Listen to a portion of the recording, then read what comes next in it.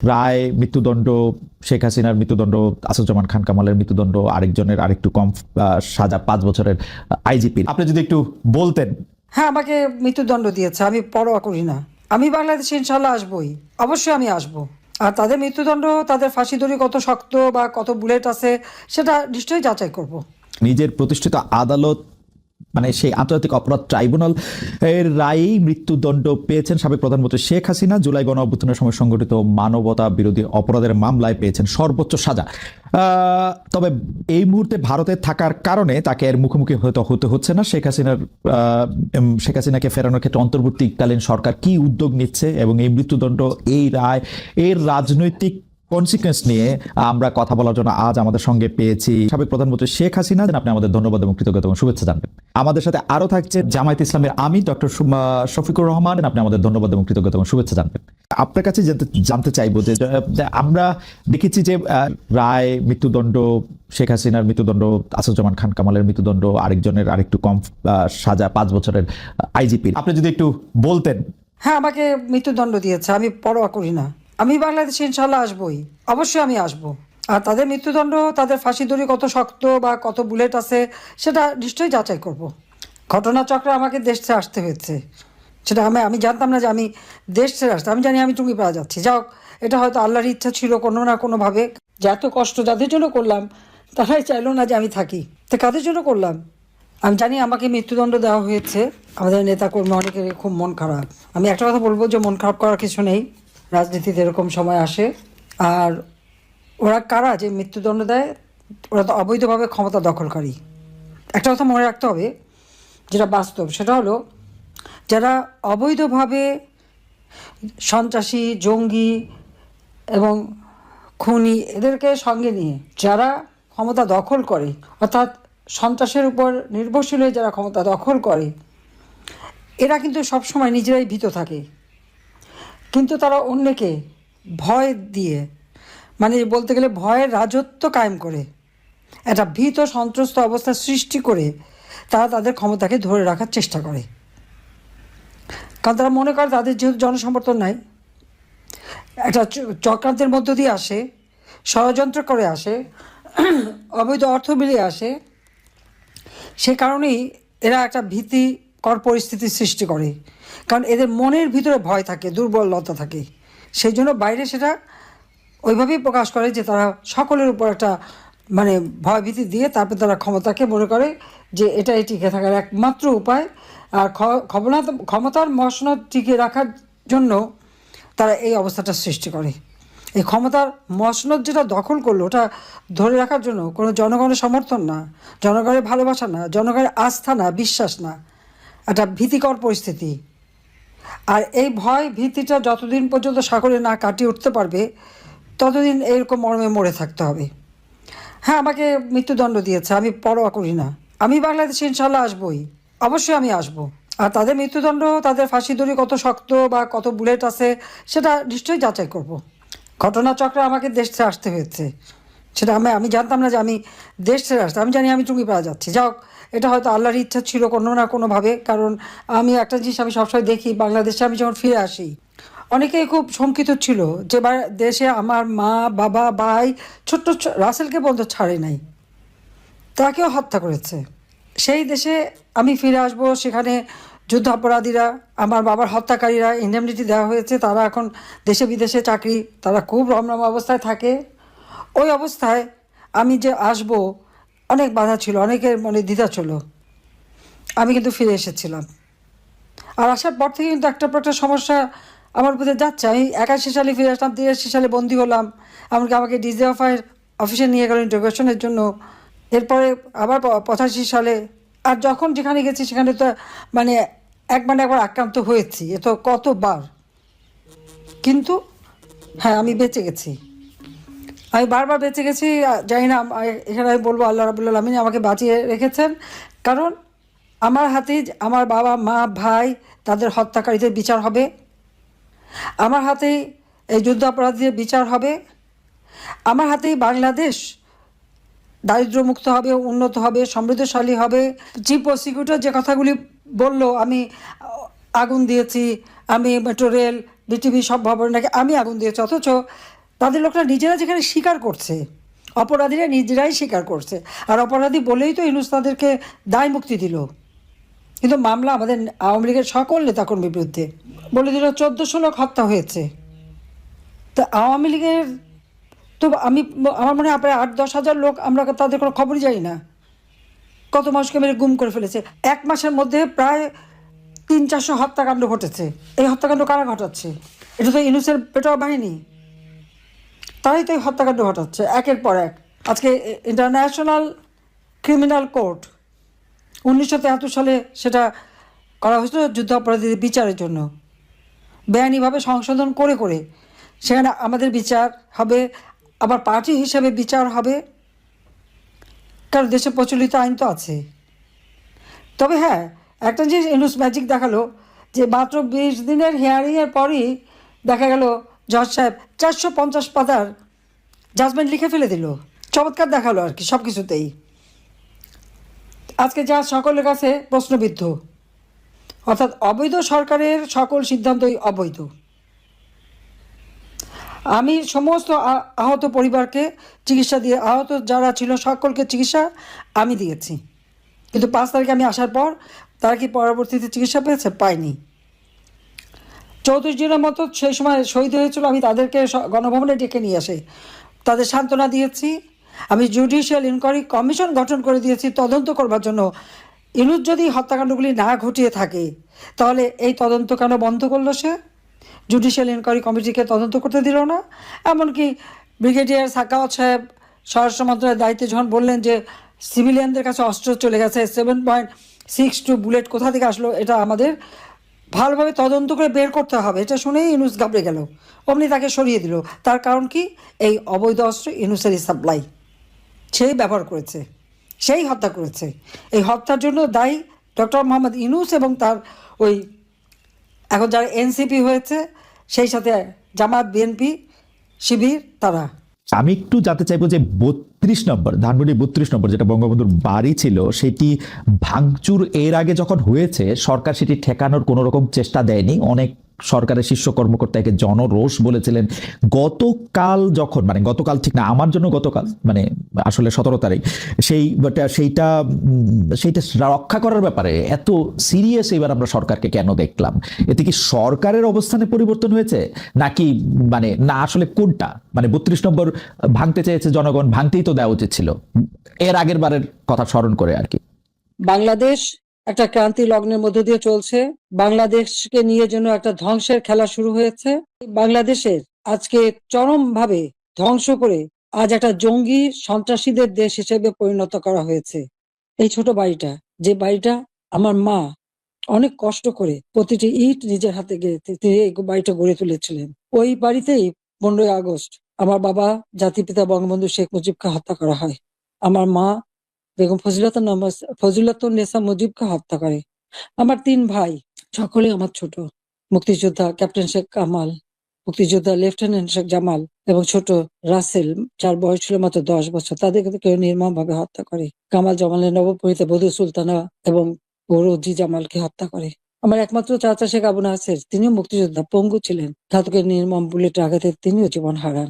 যে স্মৃতিটুকু নিয়ে 2 বোন বেঁচেছিলাম, আজকে সেই স্মৃতিটুকু ভেঙে ফেলা হচ্ছে। এর আগে আগুন দিয়ে পুড়িয়েছে, আজকে ভেঙে ফেলা হচ্ছে। হ্যাঁ, একটা দালান ভেঙে ফেলতে পারে, ইতিহাস মুছতে পারবে না। একবার ভাঙলে আবার আমরা করতে পারবো। এই বাংলাদেশ আবার মাথা তুলে দাঁড়াবে, বাংলাদেশের মানুষ আবার বিশ্ব দরবারে মাথা উঁচু করে দাঁড়াবে। আল্লাহ যখন বাঁচিয়ে রেখেছেন, তো নিশ্চয়ই আমার কিছু কাজ বাকি আছে, সেটুকু করার জন্য আল্লাহ বাঁচিয়ে রেখেছেন। নইলে বারবার কেন মৃত্যুর হাত থেকে বেঁচে আসবো?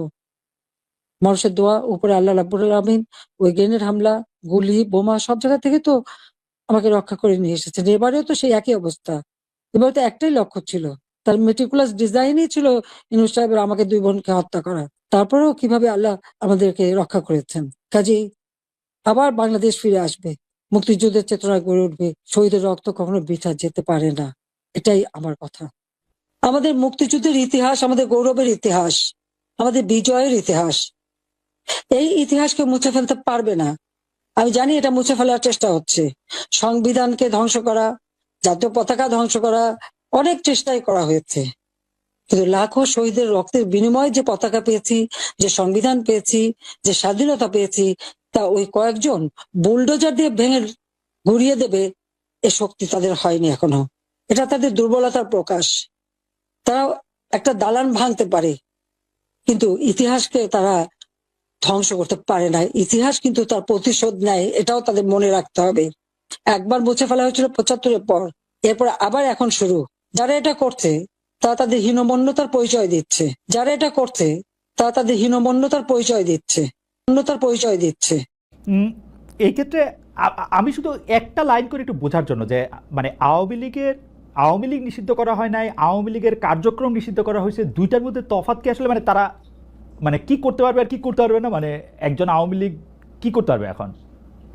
মানে আমার একটা আন্ডারস্ট্যান্ডিং হচ্ছে আওয়ামী লীগ নিষিদ্ধ, তা আপনি বলতেছেন না দুইটার মধ্যে একটু তফাৎ আছে। তফাৎটা কি আসলে? দেখেন, নিষিদ্ধ তো আমাদেরও করা হয়েছিল, তাই না? এবং একবার না, আমাদের এই সংগঠনের জন্মের পরে দফায় দফায় আমাদেরকে নিষিদ্ধ করা হয়েছে। নিষিদ্ধ যখন কোনো সংগঠনকে করা হয়, তখন এই সংগঠনের ব্যক্তিরাও বিভিন্ন ধরনের সমস্যায় পড়ে যান, এর সাথে রিলেটেড ব্যক্তিরা। এমনকি তাদের স্বাভাবিক জীবনযাত্রাটাও তাদের পক্ষে চালায় নেওয়া সম্ভব হয়। তারা যদি সমাজের কোনো ক্রিমিনাল ব্যক্তি নাও হয়ে থাকেন, তবুও তাদের উপরে সমস্যা আরোপ হয়েছে। কিন্তু যখন কার্যক্রম নিষিদ্ধ থাকবে, তখন ওই পলিটিক্যাল কার্যক্রমগুলা ছাড়া বাকি জীবনের সবই তো তারা করতে পারবে, করছে তো। আচ্ছা, তারা তো এই দেশ ছেড়ে সবাই তো আর চলে যায়নি, সবাইকে জেলেও ঢুকানো হয়নি। এইটা একটু পরিষ্কার হয়েছে। জনাব যুদ্ধাপরাধের মামলায় জামাত নেতা এটিএম আজহারুল ইসলাম খালাস পাওয়ার পর আপনি একটি সংবাদ সম্মেলনে বলেছেন, জামায়াতে ইসলামী বা তার কোনো নেতাকর্মীর মাধ্যমে কেউ ক্ষতিগ্রস্ত হয়ে থাকলে তার কাছে নিঃশর্ত ক্ষমা চাই। এই ক্ষমা প্রার্থনায় কি ৭১ মুক্তিযুদ্ধের সময়টাও আছে কিনা সেটা সেদিন আপনি স্পষ্ট করেননি, আজকে এটা স্পষ্ট করবেন? মানে আপনি অনেকেই প্রশ্ন করছেন যে জামায়াতের মাননীয় আমির ক্ষমা কিসের জন্য চাইলেন? মানে ৪৭-এর পর থেকে শুরু করে আজকে পর্যন্ত, শুধু ৭১ না, ৪৭-এর পর থেকে শুরু করে আজকে পর্যন্ত আমাদের দ্বারা যত মানুষ যত জায়গায় কষ্ট পেয়েছে, কেউ যদি ক্ষতিগ্রস্ত হয়ে থাকে, সেই মানুষগুলো তাদের সকলের কাছে আমি বিনা শর্তে ক্ষমা চেয়েছি। কেন ক্ষমা চেয়েছি? আমরা মানুষ, ইন্ডিভিজুয়াল মানুষ যেমন ভুল করতে পারে, মানুষের সমষ্টি একটা দলেরও বিভিন্ন ভুল সিদ্ধান্ত থাকতে পারে। কোনটা ভুল কোনটা সঠিক ইতিহাস এটা নির্ধারণ করবে। আজকে যেটাকে ভুল বলা হচ্ছে, কালকে এটাই হয়তো সবচেয়ে বড় সঠিক হিসাবে প্রমাণিত হবে। আর ইতিহাসের পালাবদলে রাজনীতিতে সবাই জিতে না, কেউ জিতে কেউ হারে। আমরা আদর্শবাদী একটা দল, আমরা বিশ্বাস করি আমরা মানুষ, ভুলের ঊর্ধ্বে নই। আমাদের দ্বারা, আমাদের সহকর্মীদের দ্বারা মানুষ বিভিন্ন ক্ষেত্রে কষ্ট পেতে পারে, ক্ষতিগ্রস্ত হতে পারে। আমি সব কিছুর জন্য কোনো শর্ত আরোপ না করেই মাপ চেয়েছি। ওকে, মানে ৪৭ এবং মাপ চাওয়ার মধ্যে কোনো পরাজয় নাই, অবশ্যই নাই। ৪৭ থেকে আজ পর্যন্ত যে কোনো কিছুর জন্য মানুষ আপনাদের কাছ থেকে যদি কোনো ধরনের আঘাত পেয়ে থাকে, তার জন্য আপনি দুঃখ প্রকাশ করেছেন বা ক্ষমা চেয়েছেন। এর ভিতরে সব ঢুকে গেছে, কোনো কিছু বাদ নাই। ওকে, এভরিথিং ইনক্লুডেড। আচ্ছা, এবং এটা আনকন্ডিশনাল, মানে অ্যাপোলজি দিয়ে আনকন্ডিশনাল পার্ডন সিক করেছে। এইটা কি ডক্টর শফিকুর রহমান, আমি আসলে যেহেতু আপনার সঙ্গে আমার মানে নানা সময় কথা বলার সৌভাগ্য হয়েছে, মানে পর্দার বাইরে পর্দার ভিতরে, সেটা আমি জানি বলেই আমি আমার প্রশ্নটা করছি যে আপনি যে ৭১টাকে এই ৪৭ থেকে আজ পর্যন্ত একসাথে বললেন, এর কি কোনো বিশেষ কারণ আছে নাকি? মানে না না না না না না, কোনো বিশেষ কারণ নাই। আমার মানবিক মূল্যবোধের জায়গা এবং আমার দায়িত্বের জায়গা থেকে বলেছি, অনুভূতির জায়গা থেকে। দায়িত্ব এবং অনুভূতির জায়গা, বিশেষ কোনো কারণ। আচ্ছা, আমি আবার ২-৩ দিনের ঘটনা একটু আসি। আমরা দুইটা ঘটনা আমরা দেখেছি যে আমাদের অনেককে ব্যথিত করেছে। একটা হচ্ছে লালমনিরহাটে একজন যিনি নরসুন্দর, তিনি এবং তার ছেলেকে খুব আয়োজন করে মারধর করা হচ্ছে এবং তাদেরকে টেনে নিয়ে পুলিশের কাছে নিয়ে যাওয়া হয়েছে। এবং আরেকজন যিনি ২০১৮ সালের ডিসেম্বরের রাতের ভোট বলে খ্যাত নির্বাচনের যে প্রধান নির্বাচন কমিশনার, তাকে আসলে খুবই অপমানজনকভাবে মানে থানায় নিয়ে যাওয়া হয়েছে এবং সেটা আবার ভিডিও করা হয়েছে। মানে আমি সাধারণভাবে যেটা বুঝি, আপনি আমাকে শাস্তি দিতে পারেন, আপনি আমাকে মৃত্যু দিতে পারেন, কিন্তু মানুষ হিসাবে আরেকটা মানুষকে অসম্মান করার অধিকার যে আমাদের নাই, এইটা কি মানে মানে নাকি এইটা আমাদের আছে কারণ তারা একটা খারাপ কাজ করেছিল, এরকম কি? মানে আমি জানি না, মানে অনেকে তার আরেকজন, জি আপনি বলেন, আরেকজন খারাপ কাজ করেছেন বলে আমিও করব, এটা কোনো যুক্তি? আমি আরেকজনের খারাপে কষ্ট পেলাম, ক্ষতিগ্রস্ত হলাম, এখন আমি সেম অথবা ওয়ার্স দেন দিস আরো খারাপ কিছু করলাম তার সাথে, সেটা কি কোনো মানবিক আচরণ বলে গণ্য হবে? নিশ্চয়ই না। তবে দেখেন, আমরা এটাকে কখনো সমর্থন করি না, কিন্তু পরিবেশ, প্রেক্ষাপট, স্থান, কাল, পাত্র, মানুষ কোনো জিনিসকে যখন লাইক করে না তখন প্রকাশ্যে হয় তার প্রতিবাদ করে, না হয় মনে মনে ঘৃণা করে, অথবা সে শক্তি থাকলে প্রতিরোধ করে। এই তিনটা স্টেজ থাকে, এটা হাদিসের ভাষা অনুযায়ী। তো এই অবস্থায় আমরা হয়তো ভিজিবল সেরকম প্রটেস্ট অনেক ক্ষেত্রেই করতে পারি না, কিন্তু আমরা এগুলাকে মনের দিক থেকে সাপোর্ট তো করি না, আমরা বরঞ্চ মনে করি যে এগুলা আরেকটা অপরাধ। ডেফিনেটলি সিইসি যিনি ছিলেন তিনি তো একজন মানুষ, তিনি এই রাষ্ট্রের একজন সিভিল সার্ভেন্টও ছিলেন এবং উঁচু পর্যায়ে তিনি দায়িত্ব পালন করে তিনি রিটায়ার করেছেন। তিনি নিশ্চয়ই কাজ ভালো করেন নাই, অনেকগুলা খারাপ কাজ করেছেন। সেই সময়টা জনপ্রত্যাশার এগেইনস্টে গিয়ে করেছেন, সত্য তথ্যের উপর না থেকে অসত্য তথ্য তিনি তার সংস্থা থেকে বলেছেন, সেগুলো সব খারাপ। তো তার জন্য তো আদালত আছে, কিন্তু আদালতে যাবেন, আমি তাকে আদালতে নিয়ে যাই, আইনের আওতায় নিয়ে যাই, কিন্তু আইন আমার হাতে আমি তুলে নেবো কেন? এটা তো কোনো অবস্থায় আমরা সমর্থন করবো না। এই জন্য আপনার স্মরণ থাকার কথা, 5 তারিখ রাত্রেই আমরা ঘোষণা করেছি যে ব্যক্তিগতভাবে আমরা কারো উপর থেকে কোনো প্রতিশোধ নেব না, এবং আমরা নেইনি। আমাদের 2-1টা ব্যতিক্রম ঘটনা ঘটেছে, আমরা তাদেরকে শাস্তি দিয়েছি, আমরা ছাড় দেই নাই কাউ। আমাদের এই ঘটনাগুলো র্যান্ডম না, ব্যাপক না, 2-1টা বিচ্ছিন্ন ঘটনা, আমরা কাউকে ছাড় দেই। আমরা যেহেতু আপনার সময় কম, আমরা দ্রুত একটা বিষয় থেকে আরেকটা বিষয় যেতে হচ্ছে। সম্প্রতি আপনি একটি ভাষণে বলেছেন, আমি এখানে ছোট্ট একটু অ্যাড করতে চাই। এই যে মব, যেটাকে এখন মব বলা হচ্ছে, এর চাইতে কিন্তু আরো নিকৃষ্ট মব কিন্তু গত 15.5 বছর মানুষ প্রত্যক্ষ করেছে। ইভেন আপনাদের সাংবাদিকদের সাথে হয়েছে, আরো অনেকের সাথে, পলিটিশিয়ানদের সাথে তো এগুলো কোনো ডাল ভাত, কোনো ব্যাপারই ছিল না, সিভিল সোসাইটির মানুষের সাথে, শিক্ষকদের সাথে। কিন্তু ওইগুলা দিয়ে আমরা এটাকে জাস্টিফাই করতে চাই হয়েছে বলেই আমরা সবাই মিলেই কিন্তু এগুলি প্রতিরোধ করেছি, প্রতিবাদ করেছি। আসলে যে যার জায়গা থেকে প্রচন্ড ভাবে প্রতিবাদ করেছে। আমার মনে আছে ডয়েচে ওয়েলেতে থাকতে আমি একবার শেখ হাসিনার নাম করে এতবার বলতেছিলাম যে কেন তিনি এটি করবেন, কেন তার এটি সমালোচনা করা যাবে না, এবং কেন তার এটা, মানে আমার মনে আছে যে মানে আমার সাংবাদিকতায় আমি কোনো সময় অ্যাক্টিভিজম করতে চাই না বা অ্যাক্টিভিজমের জায়গা থেকে, কিন্তু এইগুলির প্রতিবাদ আমরা সবাই মিলেই আসলে করেছিলাম, যে যার অবস্থান থেকে। এখনো আমাদেরকে করতে হবে, এখনো যদি আমরা সেই জায়গার মধ্যেই থাকি এবং কেউ কেউ আমরা এটা বলি যে তারা করেছে সেজন্য এটা ঠিক আছে, সেইটার ব্যাপারে আপনার কাছে বিচার দিতে চাইছি। প্রশ্নই ওঠে না, এটাকে সাপোর্ট করা যাবে না। আরেকজন অন্যায় করেছে তাই আমি আরেকটা অন্যায় করবো, এটা চলবে না।